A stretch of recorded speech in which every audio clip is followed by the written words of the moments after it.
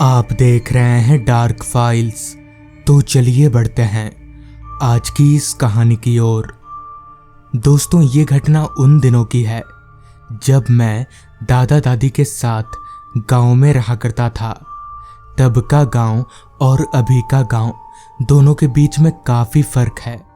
हालांकि अभी तो गांव में सारी सुविधाएं उपलब्ध हैं, पर जबकि बात मैं बताने जा रहा हूं तब गांव में सुविधाओं की कमी काफ़ी हुआ करती थी।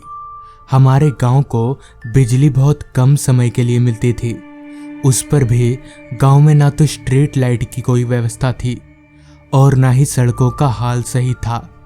मुझे अच्छे से याद है, तब मैं 8वीं कक्षा में पढ़ता था और स्कूल के बाद शाम को रोजाना अपनी साइकिल से ट्यूशन जाता था। मेरे घर से ट्यूशन मास्टर के घर की दूरी लगभग 4 किलोमीटर थी। आने जाने में आराम से 1-1.5 घंटा लग ही जाता था। एक दिन की बात है, ट्यूशन में हमारा टेस्ट होने वाला था। मास्टर जी ने पहले ही बता दिया था कि उस दिन छुट्टी देरी से होगी, तो ठीक शाम 5:30 बजे मैं ट्यूशन पहुंच गया और हमारा टेस्ट शुरू हो गया। टेस्ट खत्म होते होते मेरे दोस्त लगभग अपने अपने घर को निकल चुके थे। जब मेरा टेस्ट खत्म हुआ और बारी मेरे निकलने की आई तो समय हो रहा था रात के 8:30 बजे का।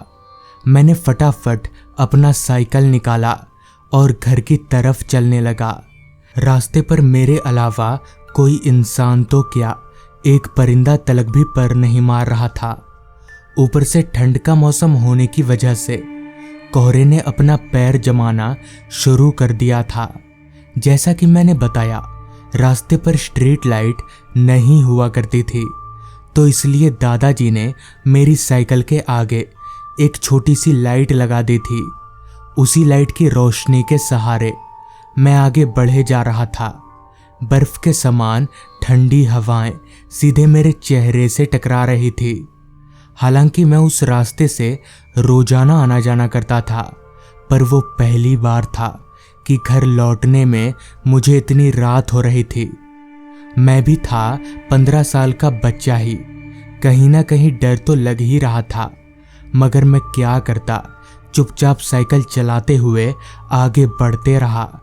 रास्ते पर ना तो कोई घर था और ना ही कोई दुकान। अगर कुछ था तो सिर्फ घना जंगल, जिनमें से आ रही रात कीड़ों की आवाजें डर को कई गुना बढ़ा दे रही थी। अभी मैं साइकिल चलाते हुए आगे बढ़ ही रहा था कि तभी पीछे की तरफ से मेरे कानों में एक आवाज महसूस हुई। वो आवाज साइकिल के घंटी की थी।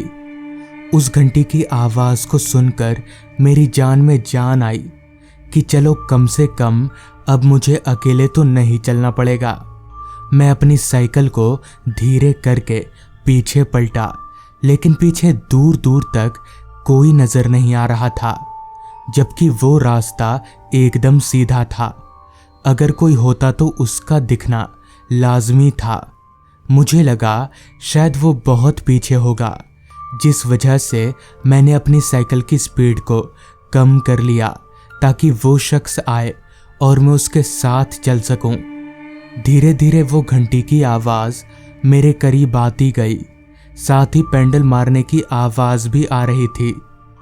धीरे धीरे वो आवाज मेरे करीब आते आते मुझसे आगे निकल गई।